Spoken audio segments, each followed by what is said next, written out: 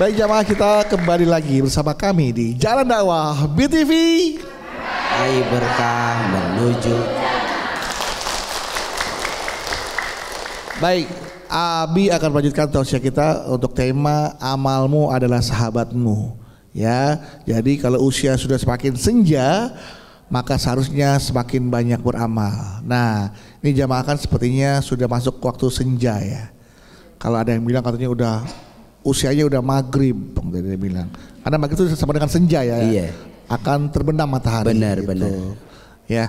Nah, harusnya sudah banyak beramal ibadah. Tapi sebelum itu Abi, Benar, siap. ada pertanyaan nih dari jamaah, dari netizen ya, yang ingin bertanya. Sudah masuk nih pertanyaannya melalui akun Instagram kami di @jalandakwahbtvofficial. Dari @febrian.februari. Oke. Kita tahu lah Febri lahirnya pasti bulan Februari ya Bi ya. Benar. Assalamualaikum Abi Gifran. Waalaikumsalam. Teriring doa semoga Abi selalu sehat. Amin ya Allah. Cerita sedikit ya Abi. Boleh. Saya punya ayah yang bisa dibilang terlambat nakal. Oh. Di umurnya yang sudah 52 tahun ini, ayah saya bukannya mendekatkan diri kepada Allah, tapi justru penasaran dengan hal-hal yang dilarang agama. Contohnya nih, berjudi, minum alkohol, dan main belakang atau berselingkuh. Sebagai anak, saya tentunya ingin ayah saya masuk surga. Tapi gimana mau masuk surga? Hari-harinya aja sekarang diisi oleh hal-hal yang jauh dari perintah Allah. Kira-kira bagaimana ya Abi nasihatin ayah saya agar mengisi masa tuanya dengan amal, bukan dengan dosa. Terima kasih Abi. Masya Allah, tabarakallah. Bu. Alhamdulillah. Pemirsa Jalan Dakwah dimanapun berada, salah satu kewajiban bagi seorang anak kepada orang tua adalah salah satunya mau dan senantiasa mengingatkan pada kebaikan.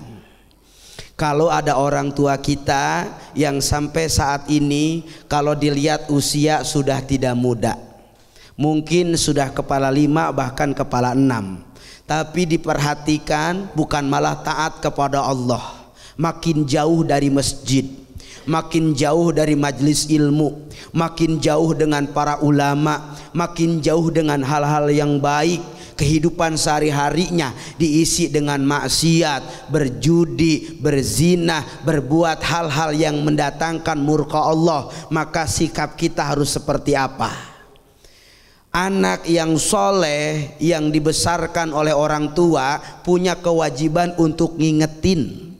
Betapapun itu orang tua kita, betapapun kita hanya sebatas jadi anak buat orang tua kita, tapi kalau kita sayang kepada orang tua kita, maka orang yang berhak mengingatkan, menyayangi, mencegah untuk terus berjuang agar orang tua kita menjadi orang yang baik, bukan hanya dunia tapi juga orang yang selamat nanti di akhirat. Kewajiban mengingatkan itu adalah kewajiban seorang anak. Watawasau bil haq watawasau bis sober. Maka nasihatilah dalam kebenaran. Kalau yang disampaikan itu adalah sebuah kebenaran, kalau yang disampaikan itu adalah sebuah kebaikan, kalau yang diucapkan itu adalah sesuatu yang memang hak, yang benar, yang baik, yang diperintahkan oleh Allah, maka kita sebagai anak wajib ngingetin orang tua.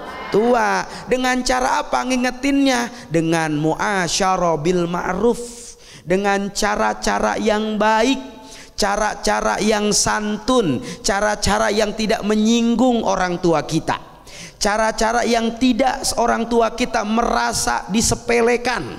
Kan ada orang merasa paling benar, merasa bisa, tapi ngomongnya salah. Ya Pak ya. Tapi yang baik itu manusiakanlah orang tua kita dengan cara yang santun. Pak, agama kita ngajarin bahwa perbuat maksiat itu adalah dosa besar. Jangan sampai kemaksiatan yang terus Bapak lakukan ini menjadi jalan yang akhirnya Allah marah. Saya nggak pengen perbuatan maksiat ini membuat Bapak lupa sama Allah. Siapa yang akan menjamin akhirat kami? Siapa yang akan menolong kami di akhirat kalau orang tua kami saja saat ini tidak bisa menolong dirinya? Tuh. Jadi dengan cara yang santun, dengan cara yang baik, dengan cara yang tentunya tidak menyinggung orang tua kita, insya Allah lama kelamaan orang tua kita dikasih hidayah oleh Allah. Amin ya robbal. Maka mumpung kita diberikan umur, semakin kita senja, semakin kita tua, semakin umur kita bertambah, maka harusnya kita semakin banyak beramal. Betul apa betul? Betul apa betul? Kata Nabi dalam hadisnya, khairu ummati tola umruhu wa hasuna amaluhu, wa sarra ummati tola umruhu wa sarra amaluhu. Apa kata Nabi? Sebaik-baik di antara umatku dia yang Allah berikan kesempatan hidup yang panjang, dan yang paling baik itu panjang dan bagus amalnya. Dan seburuk-buruk di antara umat Nabi siapa mereka? Tola umruhu wasaru amalhu. Mereka yang diberikan kesempatan hidup yang panjang, tapi maaf banget, ternyata amalnya rusak di hadapan Allah. Naudzubillah. Jangan sampai kita menjadi orang yang termasuk buruk di mata Allah, menjadi umat yang tidak baik di hadapan Rasul. Maka bersyukurlah kepada Allah kalau hari ini Allah masih berikan kita kesempatan umur, diberikan umur yang barokah sampai usia 50 tahun, 60 tahun, 70 tahun, lebih dari itu, tapi di dalamnya ada iman kepada Allah, ada ketakwaan kepada Allah, ada mau ibadah kepada Allah. Berarti ini tanda-tanda kita umat terbaik menurut Rasulullah. Alhamdulillah. Maka mumpung kita masih hidup, hidup ini ibarat kita sedang menanam. Bu. Alhamdulillah. Kalau yang kita tanam bagus, kira-kira panennya bagus apa enggak? Bagus. Kalau yang ditanamnya itu tanaman rusak, tanaman enggak bagus, kira-kira panennya bagus apa enggak? Enggak. Maka ternyata Bu, panen itu tergantung tanamannya. Apa yang kita harapkan nanti di akhirat tergantung hari ini. Kalau hari ini kita ikhtiar dengan ibadah kepada Allah, kalau hari ini kita ikhtiar mendekatkan diri kepada Allah, menjaga sholat kita, menjaga puasa kita, menjaga sedekah kita, menjadi manusia yang baik, bermanfaat banyak kepada orang lain, inilah tanaman kita yang insya Allah saat ketika panen kita jadi orang yang selamat. Alhamdulillah. Tapi kalau selama dikasih hidup nggak mau sholat, nggak mau ibadah, nggak mau puasa, nggak mau bersedekah, nggak punya kebaikan, tanaman kita jelek, maka jangan ngarep saat ketika nanti panen punya hasil yang bagus. Kenapa? Karena di dunia kita nggak mau ibadah. Saya mau nanya sama ibu-ibu, Bu. Alhamdulillah. Pertanyaan saya, kalau ibu pulang dari rumah ke Cirebon, perlu ongkos apa enggak? Perlu bekal apa enggak? Perlu persiapan apa enggak? Kalau enggak punya bekal, enggak punya ongkos, mau pulang kampung apa enggak? Enggak. Kenapa? Takut belangsak. Bener apa enggak? Oh, ternyata urusan dunia kita butuh bekal, urusan dunia kita butuh ongkos. Kalau ongkosnya enggak ada, bekalnya enggak ada, kita takut pulang. Sama kayak kematian. Kalau ibu nggak punya amal soleh, nggak punya kebaikan, nggak taat kepada Allah, maka ketika kematian datang nggak bisa kita cancel. Betul betul.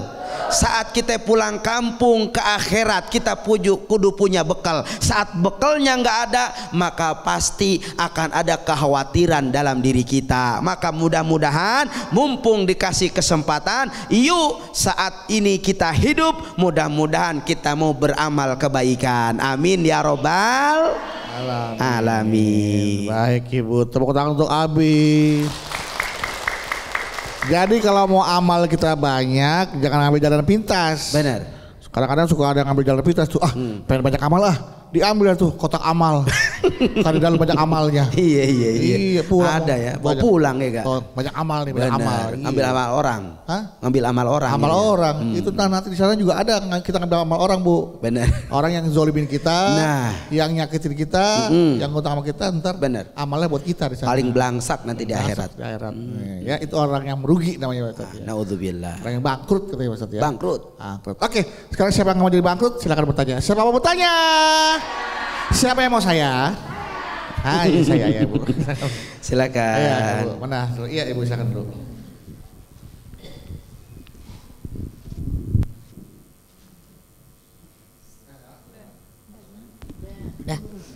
Bismillahirrahmanirrahim.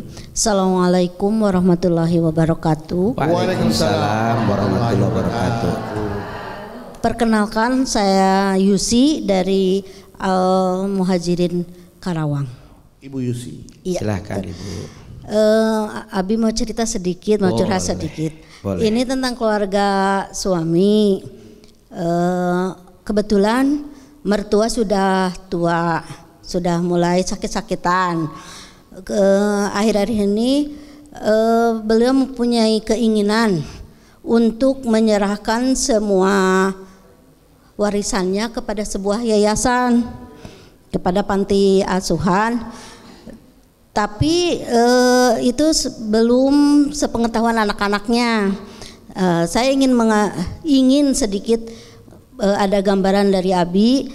Walaupun saya ngasih ke suami itu hak bapak atau bagaimana, jangan menghalangi. Maksudnya jangan sampai menghalangi keinginan bapak untuk beramal, maksudnya begitu Pak. Tapi di satu sisi apakah itu tindakan ayah mertua saya itu betul apa tidak, begitu maksudnya Abi. Terima kasih, ditunggu jawabannya. Assalamualaikum warahmatullahi wabarakatuh. Waalaikumsalam warahmatullahi wabarakatuh. Memang begitu tuh Bu ya. Ingin memberikan harta warisannya, ingin diwakafkan. Ya kan, ketika kelak nanti akan meninggal kan ada amal yang bisa dibawa. Tapi anak-anak yang ditinggalkan berhak dong mendapatkan warisan dari ayahnya, menurut mereka nih. Nah disitulah terjadi yang namanya konflik nih Bu ya. Perbedaan pendapat nih. Apakah mengutamakan diwakaf untuk amal bapaknya atau akan jadikan warisan kepada anak-anaknya? Mana yang harus dijawab? Baik, Bu. Alhamdulillah. Masya Allah tabarakallah. Permasalahan ini pertama kita perlu menghadirkan orang ketiga. Siapa orang ketiga di sini? Yaitu tokoh agama. Jadi kalau ada persoalan lalu orang tua kita mengamanahkan, kalau saya nanti meninggal dunia, semua yang saya punya serahkan untuk disedekahkan ke panti asuhan. Nah, kalau orang tua kita masih ada, buru-buru kabarin orang tokoh agama. Sampaikan apa yang jadi maksud keinginan anak. Karena kalau ngelihat keadaan anaknya pun masih butuh pertolongan, masih butuh untuk meneruskan apa yang menjadi hak waris orang tua, dan itu adalah merupakan sesuatu yang harus diikhtiarkan. Mungkin orang tua kita pengennya niatnya baik untuk beramal akhiratnya, tapi ketika pun dia memberikan kepada anaknya, itu pun bagian amal akhirat yang tidak terkira pahalanya. Maka ketika ada sosok ketiga, khawatir kalau anak yang ngomong seolah-olah anak rakus, seolah-olah anak nggak mau orang tuanya bersodakoh, seolah-olah anak ini menghalang-halangi untuk anaknya berbuat baik, orang tuanya berbuat baik. Bukan itu. Maka dibutuhkan orang ketiga agar adalah apa? Bahwa berbuat baik kepada anak, memberi kebahagiaan kepada anak adalah pahala besar bagi orang tua yang demikian. Alhamdulillah. Maka ketika itu disampaikan oleh siapa? Oleh orang yang pemuka agama, tokoh masyarakat kepada orang tua kita, Bu, ada pahala besar yang Allah sediakan saat harta kita dinikmati oleh anak-anak kita. Sehingga kata Allah dalam Al-Quran, wala taqtulu khasyata imlak, jangan pernah kita ninggalin anak kita dalam keadaan miskin. Berarti kalau memang ada anak kita yang sedang dalam kesusahan, masih butuh bantuan orang tua, maka harta yang ibu miliki boleh dibagi sebagian untuk anak-ananya, dan sebagian lagi boleh ibu sedekahkan untuk akhirat. Alhamdulillah. Jadi harus begitu. Kecuali dia bicara demikian, misalkan Bunda ya, anak-anaknya udah cukup semua, hartanya udah cukup, ongkosnya udah cukup, udah soleh semua, udah mandiri semua, udah ekonominya stabil semua, tapi pun itu minta ridho dulu dari anak-anak. Kalau kira-kira anak-anak berkenan, mama lihat, bapak lihat, dunia anak-anak sudah cukup, apa yang hari ini mama punya pengen mama semua sodakohkan, itu pun harus minta ridho anak. Kenapa harus minta ridho anak? Agar ini pahala bukan cuma hanya buat orang tua, tapi juga mengalir untuk anak-anaknya. Betul betul? Betul betul.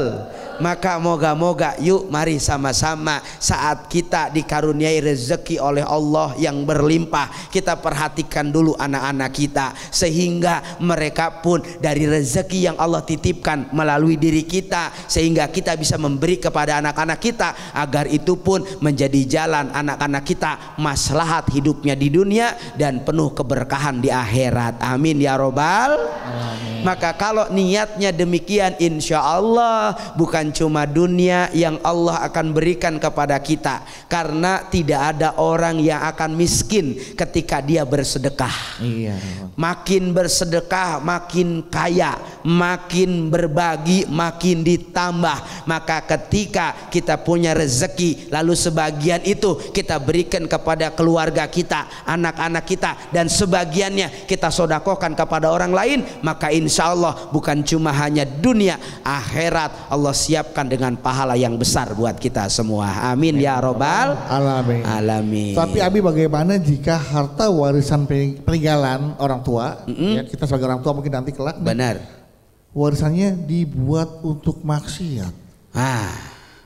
Ini yang kadang-kadang akhirnya buat orang tua menangis, ya. Orang tua nyarinya halal banget dengan capek, dan dia memang sudah sediakan buat anak-anaknya. Iya. Ketika dipakai hanya habis untuk maksiat, untuk hal-hal yang tidak bermanfaat, itu orang tua nangis, Bu. Karena kata orang tua dalam hatinya, ya Allah, saya nggak pernah ngajarin begitu sama anak saya. Saya nggak pernah ngajarin demikian sama anak saya. Maka mudah-mudahan saat kesempatan itu diberikan kepada kita dari orang tua kita, harta yang berlebih, mudah-mudahan kita bisa jadi anak yang bisa membawa harta ini bukan hanya selamat diri kita, tapi menjadi pahala yang berlimpah buat orang tua kita. Amin, ya robbal alamin. Mudah-mudahan anak-anaknya sadar dan bijaksana dalam menerima harta warisan. Benar-benar, supaya memudahkan orang tua kita tidak mendapatkan siksa kubur. Benar, amin. Kemudian diterima di sisi Allah, mendapatkan surga Allah. Harta warisannya digunakan juga untuk amal ibadah yang untuk baik. Ibadah, benar. Karena dari sedekah itu akan bersambung pahalanya. Bahkan ada yang sampai begini, Bi. Kan katanya kalau di akhirat nanti nih, Bi, ya. Betul. Orang kaya sama orang miskin itu yang masuk surga duluan orang miskin duluan, Bi. Orang kaya lama. Karena kan yang disap hartanya banyak, Bi. Banyak banget, ya enggak. Makanya Ibu mau miskin apa kaya? mau kaya yang berkah. Iya. Yang halal aja dihisap, apalagi yang haram. Apalagi yang haram. Masya Allah. Ya, mudah-mudahan Ibu semakin banyak amalnya, semakin dikejar rezeki Bukan Amin. ibu ngejar-ngejar rezeki, tapi rezeki ngejar-ngejar ibu. Amin. Amin. Baik, sekarang pertanyaan berikutnya siapa? Iya, Nah, ibu silakan ibu. Bismillahirrahmanirrahim. Ya. Assalamualaikum warahmatullahi wabarakatuh. Waalaikumsalam warahmatullahi wabarakatuh. Perkenalkan, nama saya Ibu Hodijah dari Majlis Taklim Al Muhajirin. Silahkan Bu Mau Hadijah. tanya Abi, Boleh. saya dengar ceramah, katanya usia manusia itu sampai 75 tahun.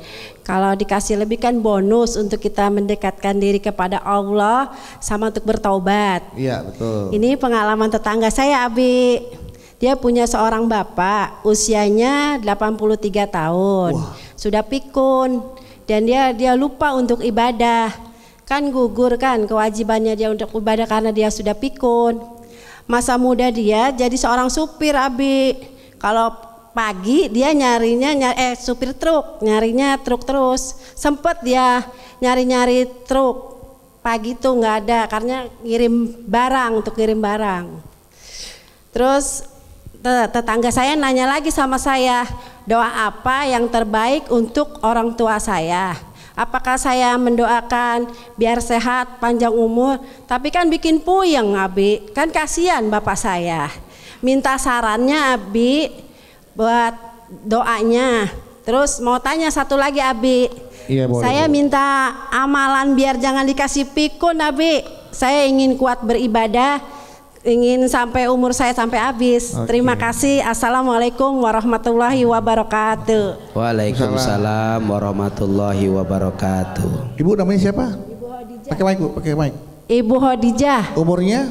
47. Tuh masih ingat belum pikun. Minta amalan supaya nggak pikun. Yang kedua, Kan dari sekarang minta doanya buat supaya nanti. buat supaya kedepannya nggak pikun. Iya, suami ibu namanya siapa? Bapak Saudri. Ah, itu salah. Ibu yang tahu salah. Oke, Bi. Itu bagaimana caranya supaya nanti ibu nih nggak pikun, amalan apa? Nah, apakah orang yang pikun itu gugur kewajibannya untuk menunaikan ibadah karena dianggap tidak ingat, gitu kan? Ya Bu ya, karena dulu supir truk ya ayahnya. Tetangga. Tetangga. Jadi dia curhat sama saya. Tetangganya ibu supir truk. Truknya truk apa? Truk Ya. gandeng apa truknya sendiri?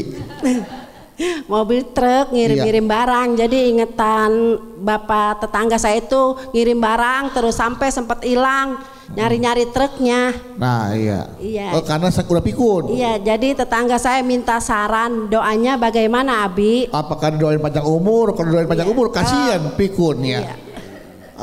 Masa Masa kita doain? ngedoain biar wafat kan nggak mungkin. Nah iya. Masa iya kita doain semoga bapaknya tetangga saya wafat biar nggak pikun kasihan. Juga serba salah Abi. Doain panjang umur, kasihan harus ngejalan hidupnya dengan kepikunannya.